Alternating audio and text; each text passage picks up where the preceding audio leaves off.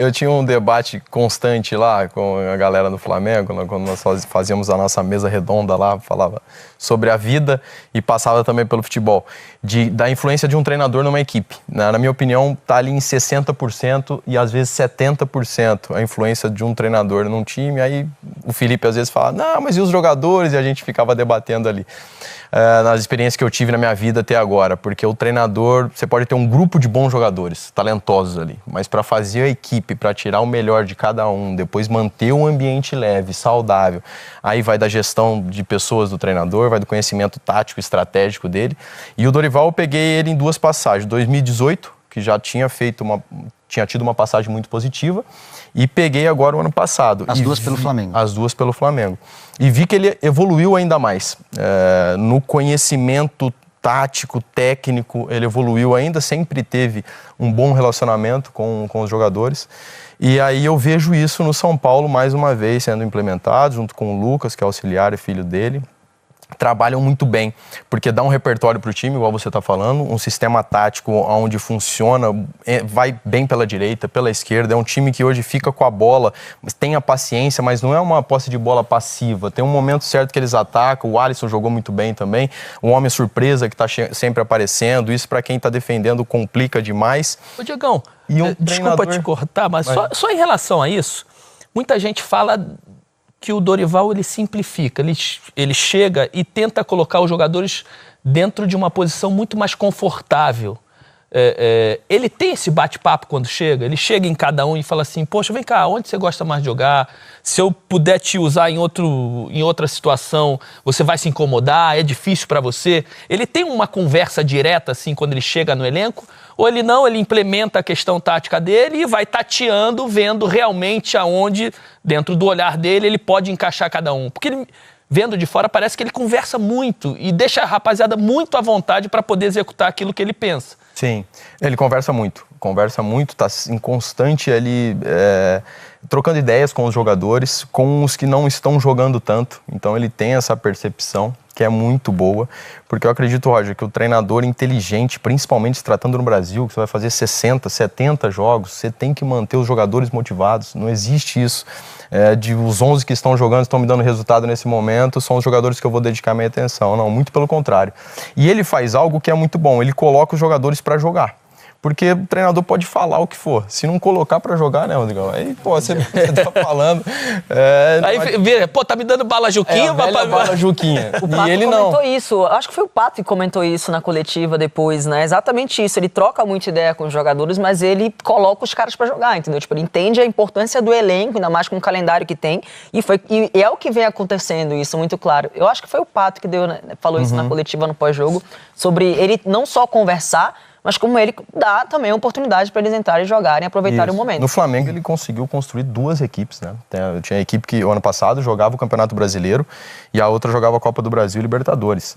Aí podem se falar, pô, mas é o Flamengo. Não, se for o Flamengo e não tiver um bom treinador para usar bem essas peças, vai mal, como já esteve mal em alguns momentos. Então ele conseguiu duas equipes competitivas, mantendo os jogadores motivados, confiantes. Aí com o São Paulo ele fez isso, começou a ganhar o jogo, começou a substituir, colocar jogadores que estão voltando de lesão.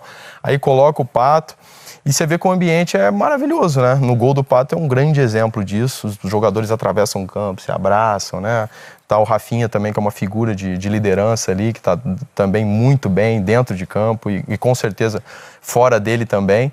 E é um trabalho que merece o reconhecimento, com certeza, Dorival, porque eu vejo ele em constante evolução e isso é muito bom para o futebol brasileiro e fico muito feliz de ver tudo isso. Só para te puxar mais um pouquinho, que você já é ex-atleta e agora está na nossa parte aqui de comentarista. Te surpreendeu quando o Flamengo escolheu não ficar com ele? Porque não foi uma demissão, o contrato terminava, o Flamengo escolheu não ficar com o Dorival, escolheu ter outro treinador para essa temporada. Por todas essas qualidades que você pontuou em cima do Dorival, te surpreendeu? Até porque você também saiu, se aposentou? Sim, me surpreendeu. Eu já tinha desconectado ali, né? Eu não participei das conversas, Roger, eu não sei exatamente como foi, até da parte do Dorival. A verdade é que os jogadores todos adoravam ele, queriam, né, que ele continuasse.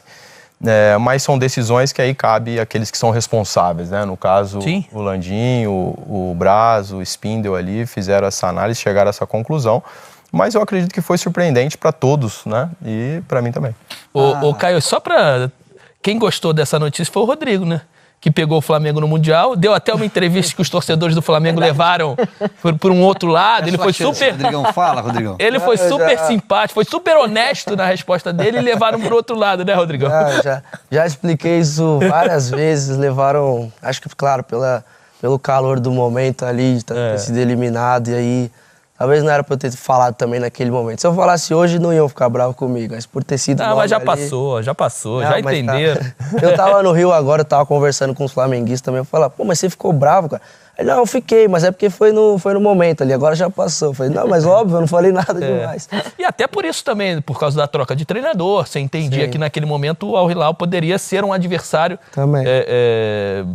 que daria, como deu, muito trabalho pro Flamengo. Mas foi exatamente por isso. Acho que o Flamengo veio, no começo de temporada não tava tão bem, né? E aí você jogar o Mundial, e ainda mais agora, com os times da Ásia, como eles estão se reforçando, dá pra ver, e eles não são bobos. Às vezes a gente aqui no Brasil fica com essa sensação, assim, não, vai ser fácil a semifinal e difícil vai ser só na final contra o Real Madrid.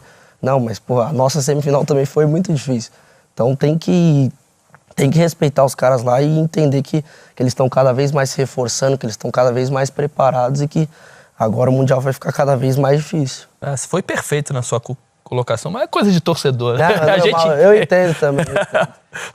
Só para encerrar o clássico, e depois eu quero levar o Rodrigo ali pro campinho pra gente falar um pouquinho de onde ele sente mais à vontade. Porque o cara joga de 9, joga de 10, joga na ponta direita, joga em todas ali do meio pra frente. Mas, Diegão, eu vejo algumas semelhanças, e aí não tô falando em qualidade, tô falando em parte tática, de posicionamento do jogador dentro de campo desse São Paulo com o seu Flamengo. Sim. No seguinte sentido, ele criava o corredor pro Rodinei e segurava um pouquinho o Felipe Luiz, que é um cara que tem um entendimento total do jogo e da função, e o Everton Ribeiro, que jogava ele pela direita, ele vinha mais para dentro justamente para ter essa ultrapassagem, para que o Rodinei tivesse essa liberdade para atacar pelo lado direito. Me parece que ele faz a mesma coisa com o Rafinha, segurando o Rafinha como um terceiro, liberando um pouquinho mais o lado oposto com o Caio Paulista e trazendo o meia para dentro. O que ele fazia na direita com o Flamengo, ele faz agora na esquerda com o São Paulo? Concordo totalmente, e dá uma liberdade ali pro Luciano, parecido com o que ele fazia com o Gabi às vezes, também me lembra, né, essa questão. Então isso faz todo sentido. Ali ele queria gerar uma aproximação também entre os jogadores de qualidade no meio campo, né, porque aí juntava Everton Ribeiro e Arrasca principalmente, ali eles se entendiam muito bem. Então tem essa semelhança, até no losango às vezes, né, que ele busca ali com o São Paulo, foi o que ele fez também no Flamengo. E tudo isso é estratégico e faz todo sentido, né, porque consegue utilizar, por exemplo, um jogador como o Rafinha, nós citamos o Felipe Luiz lá, o que eles têm de excelente, que é posicionamento e saída de bola. Eu vi o Rafinha em alguns momentos ontem, se movimentando, às vezes com um passe ele achava e quebrava a pressão do Santos.